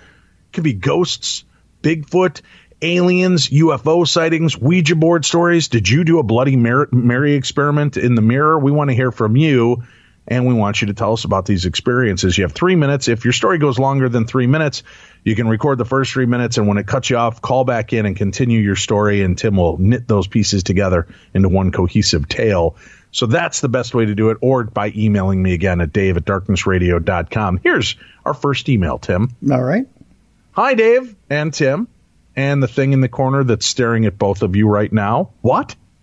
Why does he got to put that into our fear? Jerk. Something's been rolling around in my mind for a while, and I think that it just finally clicked. Why is it that the room is often reported to feel noticeably colder in the presence of spirits? When water evaporates, hydrogen and oxygen atoms separate and become gas. Insert fart sound here as I needed to ask. He says, as if I needed to ask. How dare you, sir? How dare you think we would stoop to those levels? When the process happens, there is a physical reaction of the temperature going down. We're getting all sciencey on this, Tim. I hope you appreciate this. Mm-hmm. We're kicking it up a notch. Mm-hmm. On top of that, when water molecules break apart, like in the shower, they release those fancy negative ions you may have heard about, which purportedly have various health benefits. I've got one of those orange salt lamps myself. I don't think it does shit for releasing ions, but it sure looks nice. Mm. That's what he's saying in this letter. Okay. So considering the negative ions, it seems that there might be an electrical or conductive element in this situation. There are plenty of examples of spirits messing with or communicating through electrical things like TVs, lights, stereos, etc. It seems to me that spirit bodies may be made of electricity or can maybe collect it somehow. Each of us are electrical beings already while we're alive, operating on low-level zaps of electricity, especially in the brain. Once you take away the physical body, perhaps something to do with the electrical part remains. I have a fleece jacket that I often wear for several hours each day in the winter. It's one of the last things that I take off after shutting off the lights and go to bed, and every night I run my fingers down it and see how much static electricity built up that day. It's really incredible how much there is. Sometimes I can see what looks like dozens of tiny lightning bolts shooting out of my fingers 3 inches from the fleece all at once.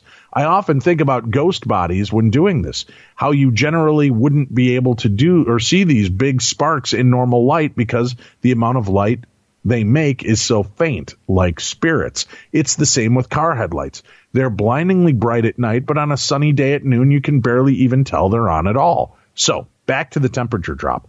I'm wondering if it could be that when spirits are present, which, whether intentionally or not, they are causing a change in the moisture of the room by breaking up the water vapor, which results in the temperature going down. Am I the first person to think of this theory? Probably not, but I've never heard it before. Dave? Tim, have you? I don't know. I've heard them say that it's cold because they're gathering the energy, but your sciencey-wiancy answer seems to answer it more deeply. I've never heard anybody get to that level of what you're discussing. How about you, Tim? It's the first time I've heard that theory. You know, and it also plays in well because when we watch some of the footage, and, you know, we're not fans of orbs, as we've talked about on the show, but there have been these times when all of a sudden in a still room, there's this kind of whoosh of dust particles that seem to be following a trail, not just like one floating particle, but a bunch. And if these are electrical beings and they are creating kind of this static charge, that would explain why when they begin to move, the dust particles would begin to follow them. So if you can take out the fact that there might have been an air burst in the room, like a vent turning on or a fan, or somebody walking through unseen and creating a wind effect, if the room is truly still and sealed off and you begin to see this movement of the dust particulates, it could be that is what's going on. So very well done. Thank you for the sign. I don't know if it's true, Tim. I'm not a science guy so much in that sense to understand if what he explained is true, But if it is, then that seems like a pretty sensible reason to me. Sounds like one for Bill Chappell. Yeah. Of course, we're talking about air, not pools of sitting water. But even when the air dries out in the winter, there's still a lot of moisture in it. You like the word moist, don't you, Tim? Moist? It's not moist. I only like moist when it's in relation to cake. Yeah. Yeah. Maybe the spirits are causing this change on purpose. Be nice if I could have a ghost around like carrot cake, because that's never moist. If it could create the moistness of carrot cake, I might be willing to try it again, Tim. You're making a whole bunch of enemies right now with that that word. Carrot cake, pumpkin pie, and cheesecake. Blah, I love cheesecake. No, you know what cheesecake is to me? It's the Fleetwood Mac of food. Wow. Yeah, and Steely Dan is the pumpkin pie. Wow. I don't like pumpkin pie. Exactly. Steely Dan, that's what I'm telling you. No. Yeah. No. Yeah. No. Yeah. No. Yeah. No. Yeah. No. Just saying. People love that I hate those two bands. You know how many people send me memes of Steely Dan and Fleetwood Mac? It's the uneducated people of music that don't like Steely Dan. I love the people that send me hate mail about it. They don't realize it's kind of a little bit of a bit. Tim has busted me singing an occasional Mac song, not on purpose. It's because I heard it in the background and I hate it so much I have to purge it from me. And the only way to do it is, sure. The only way to do it is by singing it out, Tim. Because that's what Neil Diamond told us. Song sung blue. It's the only way to get it out. That's like the junk food of popular music is Neil Diamond. What is? Neil Diamond. Yes, I'll accept that. He is my my frothy French silk pie of music. No nutritional value whatsoever. I know, but I love it. I love it. I would slather it all over me, making me moist in chocolate pudding and whipped cream. That's what I would do. It'll kill you early. But what a way to go. All right. Anyway, back to the story. I'm off in a tangent here because I'm hungry. So it says, okay, maybe there's slightly different possibilities. Some guests have said that ghosts may literally feed off your energy because they no longer can produce their own. And also that negative entities may do this in a much more aggressive and nasty way with your fear energy. If this is so, in order for them to do this, there needs to be a connection made between them and you to gather up that energy. That is, unless it's shooting out of you fast enough to spread out around the room, which I don't want to brag, but I do have 11 children. But either way, they don't apparently have to be within inches of you to gather this energy. Perhaps there is an invisible line made from them to you, like one of those arcs of static electricity. And this arc could be what is interacting with the vapor, breaking it up, lowering the temperature as it shoots through the air over to you. So to any listeners that go out ghost hunting with a lot of sophisticated equipment, maybe this is something that some of you could try to measure somehow. Does the water vapor level or the amount of negative ions in the room change when a ghost shows up? And how much do either of these relate to the temperature drop? Is there a major difference in the warm weather versus cold weather? There is a big difference in the amount of vapor in the air. ? Is any of this likely to solve the question of the change in temperature when ghosts are around? Maybe it's just nonsense. But if ghosts are causing a space to change in physical, concrete way, it suggests that this reaction can be scientifically measured. Keep up the good work on the show and have a great new year. Anthony, the artist in New Jersey. P.S. Since my last message, I have met with the other fat assers on the board for the big ass theory.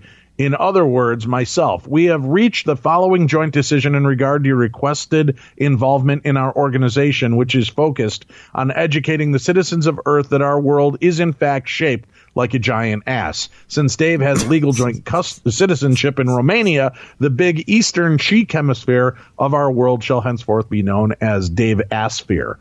I like that. The Davisphere, Tim. What do you think? The big western cheek will be known as the Tim Assphere. You will each now be given the authority anywhere in your respective areas to loudly shout at any cars driving by about how incredibly stupid the flat Earth theory is. I like it. I'll take it. How dare you, sir? How dare you? Hey, favorites. Ooh, Kay in Pennsylvania starts off strong. Not even giving us names, just incorporating you and I as favorites, Tim. I'll take it. Not to bother you with something that may be technical. Oh, God, more science, Tim. I don't know my head can handle all the science. But I'm freaking out because I can no longer access Podcast One. It is the only way I had to access your show. I'm a faithful listener, and I look forward to you guys. What's going on? Exclamation point, exclamation point, exclamation point, question mark, question mark, question mark. They are doing some current updates and transitions on the Podcast One form and updating their podcast tools, etc., etc., etc. So if you're ever having problems, you can always try updating the podcast tool. Otherwise, you can always go directly to podcastone.com/beyond-the-darkness and pull up the page and listen to us from any smart device or your computer that way. Or if you are a Droid user, Tim, I love people. I don't know if I've ever mentioned that, Tim. No, never. I love our people, especially our listeners. Mm-hmm. Especially the ones that call us favorites. Mm-hmm. And I would like to give a gift right now, Tim, if I may be so bold. Sure. I would like to spread the seed of darkness around the world. I thought you did that already. It is. If you are a Droid user, go to your Google Play Store right now. Do it. What are you waiting for? Just do it. Pause the damn show. Go to the Google Play Store. Find the Darkness Radio app. It'll have Scully, our skull with the red tie and microphone, right there. When you find the app today and today only, I'm going to give it to you for free. No matter what day you're listening to this show, today is the day that it's free. Whether you're listening right now or 3 years from now, you can go get it free because I will have psychically known that this is the day you listened and you went to download it. I think they're buying it, Tim. I hope so. Well, here's the important thing. Because on our app, it doesn't go down when they're working on their podcast app. So I don't have anything for iOS, but we are currently in negotiation. I'm just trying to get it for an affordable price. Man, it is expensive. And Tim's already giving up $500 of his money for True Crime Tuesday. I'm not sure I'm going to be able to whittle another $1,100 out of him or more for our podcast tool for iOS. So I'm going to have to put the boy to work at the Chunkendale Dancers with me. And you'll be able to come see Chip and Dunk as we dance our way into your hearts and into your pocketbooks to earn more money. Should we do like a GoFundMe page, Tim? Everybody loves GoFundMe pages. Everybody loves to be tapped to give money to people so that people can build things and make things. Should we do a GoFundMe page for iOS users? That GoFundMe pages were so 2015. They are, but they're still out there.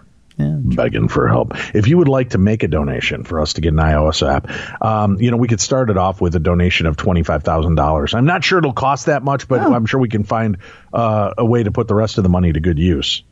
Oh, true. Like French silk pie, the Neil Diamond of snack food, Tim. God. Yeah. So I'm just saying, $25,000 would be a great donation to make. If you can't afford $25,000, $23,000 is fine. I don't want to seem greedy. Mm-hmm. But we are working on getting an iOS app out there soon. But right now, go to the Google Play Store if you are a Droid user, and you can download Darkness Radio app. It's free. It's fun. Its functionality is great. It'll give you access to Beyond the Darkness every Saturday and Sunday. It'll give you access to True Crime Tuesday. You can subscribe and stream right from there. You can also get access to listen to live Midnight in the Desert Monday through Friday, 9 p.m. till midnight Pacific. That's 11 p.m. till 2 a.m. Central. For those of you on the East Coast, midnight till 3 a.m. But, Dave, I can't stay up that late and listen. Don't worry. There's also a way to subscribe and access Midnight in the Desert through our podcast app. So you can find it right there. Plus, you can get access to Jeff Belanger's New England Legends podcast, which is a great microcast. Comes out every week, and they're anywhere from about 10 minutes to 18 minutes long. And they tell you about some other new fascinating New England legends. So we've got a lot of cool stuff to go check out. And we've got access to Tim, to me, to our events. All the cool stuff that you want is right there in one place for you if you have a Droid device. If you're an iOS user, I'm sorry. I wanted to do it earlier. Tim wouldn't let me. What do you mean I wouldn't let you? Anyway, back to the email. I also have a story. That's what Kay in Pennsylvania says. One of my good friends and I decided, remember, it's Tim's fault. One of my good friends and I decided one night to go see if we could get EVP. That's electronic voice phenomena, Tim. In one of the oldest cemeteries in my town. We went at night as to not draw any unwanted attention. Wouldn't police be unwanted attention, Tim, being in a cemetery at night? I would think that'd be the most unwanted attention, but I could be wrong. Mm-hmm. We walked around the whole cemetery. They do not say if they're wearing clothes or not, Tim. but they're careful not to disrespectfully step on any of the graves. Occasionally, we would stop, ask questions, and play back to see if we got anything. Each time, nothing. So eventually, we decided to call it a night. It's a night! We had parked on the street, not in the actual cemetery. And to get to the car, we had to walk through the space between the caretaker's building and shed and this huge oak tree. I'm actually not sure what kind of tree it is, but anyway, as we're walking down the tiny embankment through the space, I started to feel sick, like my stomach was being tied in knots, and I got very dizzy. I initially thought maybe it was from being outside at night, and that cool air was getting to me. But in the split second that thought went through my mind, my friend said out loud, "Oh man, I just got a little queasy for a second." I said, "Oh my goodness. Me too." That's the way it's written, Tim. Too. I see. I asked him if it happened next to that big tree, and he said, yeah.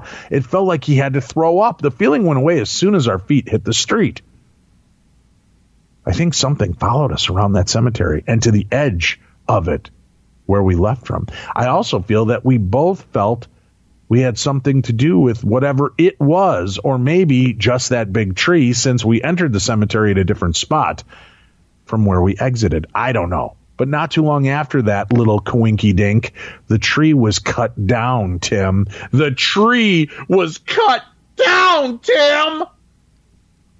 It's horrific. Now it's just an old stumpy reminder of that strange queasy feeling that my friend and I both felt that night. I just hope nothing followed me home. Thanks for listening, and please let me know if your show moves to a new app so I can download it. Blessings, Kay in Pennsylvania. Well, Kay in Pennsylvania, if you were just listening and you are a Droid listener, then you now know that you can download the Free Darkness Radio app. How about if we take a phone call, Tim? All right.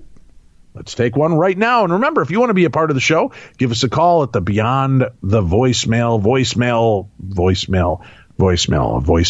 Tim. It's the Voices from Beyond voicemail. I don't know how to get out of this sentence. Anyway, 651-300-4977. If you'd like to give us a call and leave your story, just like this caller. Hey, guys. This is Amanda. I love the show. I'm going to share two experiences that I had in my previous apartment. I lived there for a little over 10 years, and, man, things were crazy. When I first got there, the apartment felt very open, but also muted. Like, at the same time, it was weird, but everything was fine for about a year when I encountered a shadow. No ands, ifs, or buts about it. It was a shadow. It was about 4 feet tall. Well, anyways, I lived alone, and so I never closed the bathroom door, while using the facilities. And so I'm sitting there, and I suddenly got the feeling that I was being watched. The hair on my arm stood up. And I noticed a shadow just outside the bathroom. It stood in the corner of the little hall, which was really just a squared space. Had the bathroom door where I was, bedroom door on the left. Right across from me was the exit door to the outer hallway, and a doorway into the kitchen on the right. Well, there shouldn't be a shadow there. I looked around, like what could be casting the shadow, and I made sure that it wasn't my shadow from the bathroom light. So I watched it, pretending not to, and I just knew, this is really there. So I looked at it. It'd kind of move a little bit like a person trying to stand very still but couldn't. So I figured that I should address this little perv. So I looked right at it, and I said, I can see you, right? And boom, it flew to the right into the kitchen. I never saw it again. I figured it was probably just curious. I didn't feel threatened or afraid or anything. A lot of time passed after that with nothing really going on. The building was sold. Nothing odd happened. Then I had a dream visit, and that may have been the opening to some really pretty terrifying future events that occurred there, but I'm not for sure. I was dreaming. I was dreaming that I was back in the house I grew up with, in my parents' house, but no one was there. I figured that they must be asleep. My brother and sister must be upstairs sleeping. My parents must be in their room sleeping which is on the main floor. I went into the living room, and the dream started to shift into the vision dream where you actually, you're about to get some information. So it started to shift, and a cigarette fell from the ceiling, stuck upright into a small pile of ashes. And then the smell of something burning just filled the room. And I'm trying to think, okay, I'm a kid. I'm supposed to be a kid. Did Mom forget she was cooking and she fell asleep? I better go check. So I started into the kitchen when all of a sudden I was hit by this feeling that I should not be there. I was about to be in trouble, and I couldn't figure out why. And I'm like, well, I guess it's because I'm a kid. It's late. I'm supposed to be in bed. So I raced for my bed, which the dream changed, and I threw myself onto my bed, like my current bed in my apartment, and it was dark, and someone was coming. And I heard them outside the bedroom. They were carrying something, and there was a rustling, like a large winter coat rubbing against itself in the walls, and I felt fear. I didn't know what was going on, but I knew I needed to pretend to be asleep. Someone came into my room, stood at the foot of the bed, and started to crawl onto it next to me. And they laid next to me, and they were ice cold. Their arms went around me, and as they went around me, they turned me towards them to face them. And I peeked, and I was face to face with this dark face. It was supposed to be my deceased maternal grandfather. It was supposed to be my grandpa. But it was a horrible, horrible representation of him. And he said, "Where are the others?" And I'm thinking it crazy in my head. I'm like, this is a dream. Okay, I'm a kid. I was at home. He must mean my brother and sister. So I'm like, at school? Is what I said. And he said, "Your mother needs you now." I'm like, okay. And I'm scared. I feel terror. And his face, just a few inches from my own, started to change. It darkened. It got even darker. His mouth filled with these small needle-like teeth. His whole face changed as he started to squeeze me tighter and tighter and tighter, and I couldn't get away. And then two hands rose up between us. They were white. I could see the palms and the wrists down. That's all I could see between us. And these two white hands came up between us and pushed me away, and I woke up. And then 2 weeks later, my mother went into the hospital. She, it was one thing after the other. She went between the hospital and the rehab center, and she only got to go home during 6 months. She got to go home once for a day and had to go back. Then she passed away. And I wonder to this day, was that my grandpa's spirit? He was said to have been abusive, an alcoholic, not a very good husband or father. But I only had fond memories of him. And in his later years, before he passed, we had bonded. And I wonder, was he in hell? What did he have to go through to get that message to me? Or was it the dark entity that, plagued me afterwards? Was it just messing with me? Whatever it was, I'm still grateful for those protective hands that got me out of there that night. And I don't know, that incident sparked off a whole series of events that lasted for years and years. And after years of battling that darkness in that apartment, there are a few things that I'm fairly certain of. One is negative or black energy does share future events. Also, if you see a black clouds can cloak the being within it. And salt works very well, and it lasts. That's all for now. Keep it up, you two. I love you. All right. Bye. All right, we've got a couple more emails to read, Tim. Hello, Dave and Tim. Hi. Just giving you a chance to respond there. I've been listening since the Darkness Radio days. Makes it sound like it was 200 years ago. 2 years ago, really, right? Yep. Yeah. I mean, we're still Darkness Radio. If you look up Darkness Radio, bam, there we are. We're just beyond the darkness now. We've gone deeper, Tim, like that probe into Uranus. I don't have anything near my anus, Dave. I'm just saying. I've been listening since the Darkness Radio days, and I've enjoyed the shows and the humor. Even though I have been interested in the paranormal, mostly fortune-telling, since I was very young, I've only had 3 real experiences. Well, then don't bother wasting our time. I kid. The first experience happened when I was a preteen. I got one of them there Ouija boards from my mother's boyfriend's older daughter. I need a flow chart for that, Tim. Did you get that? He got an Ouija board from his mother's boyfriend's older daughter. I got the only person. Yeah, I think I got it. Yeah. Okay. The only person that would play the board with me was my mother's friend that lived with us, so she could keep an eye on me. I feel like this is going to be a math test at the end. If your mother's boyfriend's older daughter gives you a Ouija board and the only person that will play with you is your mother's friend, and you both leave the house at 10 p.m., one traveling eastbound, the other traveling northbound, at what time will you meet up at the Ouija board? I feel like it's going to be one of those things, and I'm not prepared for math, Tim. Yeah.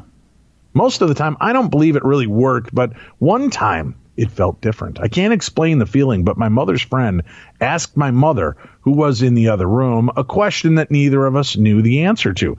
The reason being we were supposedly in contact with my dead uncle, my mother's brother.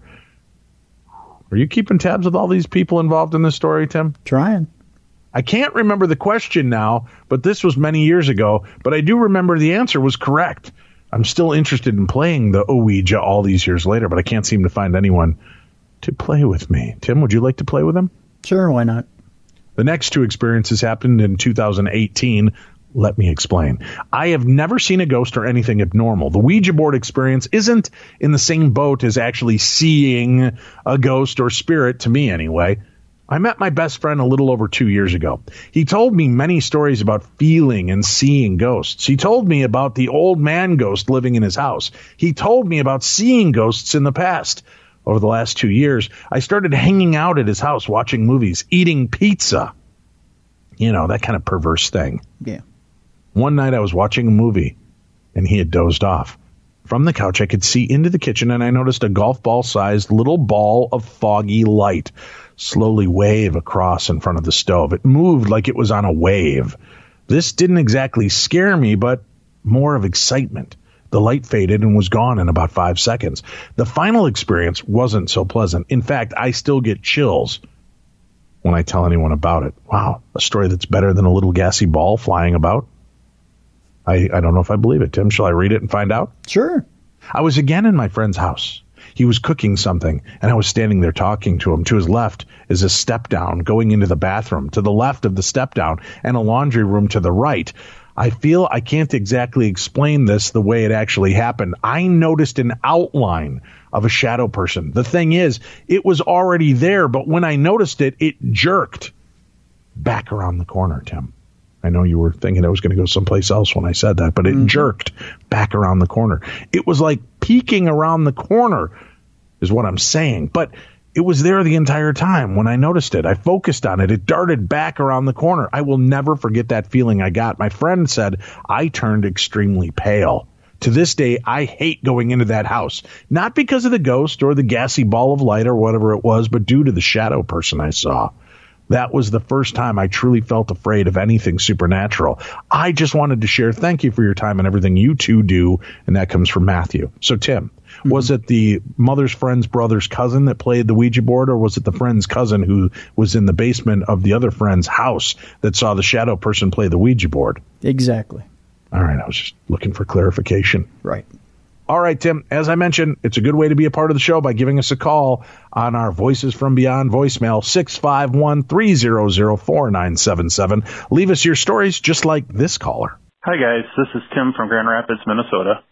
I thought I'd share a story with you from 1997. My wife, my son, daughter, and I were moving from St. Paul to Grand Rapids. We had an old pickup truck that we were using to do trips back and forth.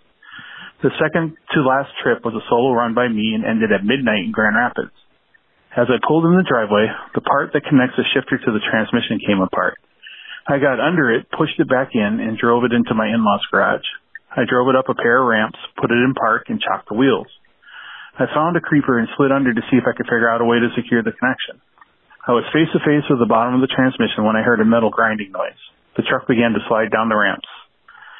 The crossbeam below the engine scraped across my forehead and face, breaking my glasses and pulling them off as it continued to slide down. The crossbeam landed on my chest. I remember pushing on that steel crossbeam, feeling it not give a centimeter. I couldn't breathe, let alone scream. The last thing I remembered under the truck was kicking my feet while trying to push the beam off. The next thing I knew, I was looking down on the top of the truck. I really didn't have time to think about it because everything shifted after a moment. I was in a brown space floating. It wasn't dark, just brown around me. Now, one of the things that happened on my previous trip we made while moving was that we had left my dogs with my in-laws. It helped because we didn't have to manage them while moving boxes out of the old apartment. About 3 days prior to this event, my father-in-law had let them out with his dogs to go to the bathroom. Our border collie mix took off and ran towards the highway. He had been hit by a car and killed. I mentioned this so the next part made sense. While I was floating in the brown space, I heard an old man's voice say, "Your kids can't lose their dog and their dad in 1 week." Instantly, I was back looking at the bottom of the old truck, and the crossbeam was lifting off my chest, then sliding down, landing on my thigh and pinning me there. I began to scream. No one in the house heard me. I think I was pinned that way for 45 minutes, but my sense of time was probably inaccurate. I began to thrash around, trying to fight my way out from under. Somehow, I managed to get my foot under the creeper and kick the wheel out. The creeper dropped, and I rolled out from under the truck. It began to roll back again, and settled another 3 feet farther away. I got in the house and woke my wife up. She took me to the hospital. They did x-rays, and nothing was broken besides my glasses. I finally slept in the morning and woke to find a ring of bruises all around my chest and back. I went to move the truck and found it was still in park. I can still hear that voice. I had no idea who it was, but I'm thankful for the intervention. I hope you enjoyed the story. Thanks. And now the end is near. We're at our final story. Tim, are you ready? I'm ready. Hey, Dave and Tim. Brian here from Northeast Ohio. Love what you guys do and have been listening for the last few years. Thought it was time to share my story with you and get your feedback. Fair warning, this may be a bit lengthy, but I will do my best to trim it up. Unfortunately, at the relatively young age of 31, I can say that my family and I have been through a lot of hard times, illnesses, and most of all, loss of immediate family. All of my grandparents, uncles, and perhaps the toughest, my mom, in August of 2004 after a horrendous bout with cancer. She was only 47. My brother was 22, and I was 16. I have to mention, thank God for my stepfather, who to this day is still my hero and the man I aspire to be. My mom lost both her parents within 10 years. My grandmother passed away in 1992, then my grandfather in 2002. In late 2003, I can recall Mom telling me about a dream she had. At the time, my stepfather was working third shift, so she was stuck sleeping by herself 5 nights out of the week. Mom was lying in her bed. Out of nowhere, my grandfather appeared in the bedroom. He walked over to her, scooped her out of bed, and hugged her. All my mom could do was to say, "Dad, you look good." Grandpa, as bashful as ever, smiled and said, "No, I don't." Mom assumed this was simply a dream, but there was a part of her that thought maybe it wasn't. This part is difficult for me to talk about, but crucial to the story. Very soon after Mom's dreaming of seeing her father, she would get diagnosed with terminal cancer. I can remember the surgeon pulling my stepfather, 2 uncles, my brother, and myself into a conference room. He did his best to sound optimistic, but we all knew she didn't have much time left. Part of my teenage mind chose not to believe or accept it. Fast forward to July, her condition was getting worse. Back then, I usually slept on my stomach. But one random night, I woke up lying on my back. I rolled over to see what time it was, and I believe it was between 3 and 4 in the morning. That's when I noticed a bit of a light in the corner of my eye. I glanced up and saw the figure of a woman standing across from me. The woman seemed to be wearing a white gown of sorts and looking directly at me. One aspect that I can remember was the fact that I wasn't afraid.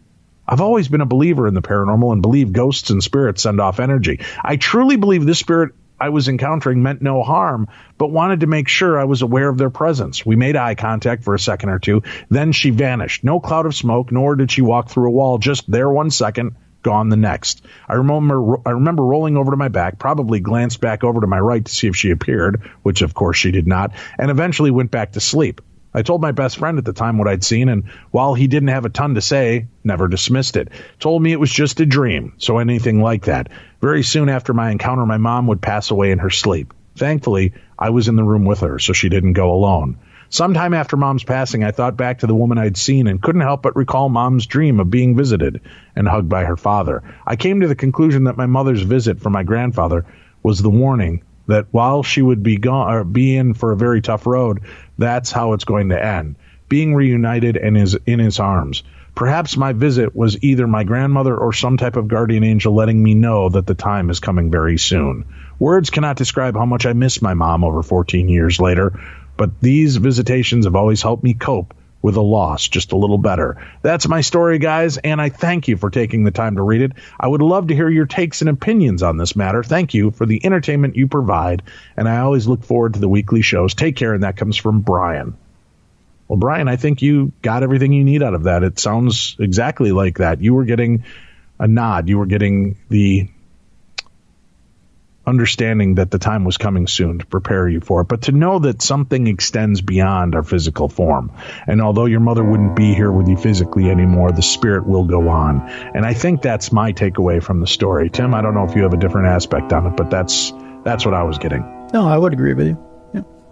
Very cool. Well, thank you all for sharing your stories with us. And remember to give us a call on the hotline at 651-300-4977. Share your stories with us. We'd love to share them on an upcoming episode. That's it for today. We'll be back again tomorrow with more of the best in paranormal talk radio. I'm Dave Schrader. That's Tim Dennis. And this is Beyond the Darkness.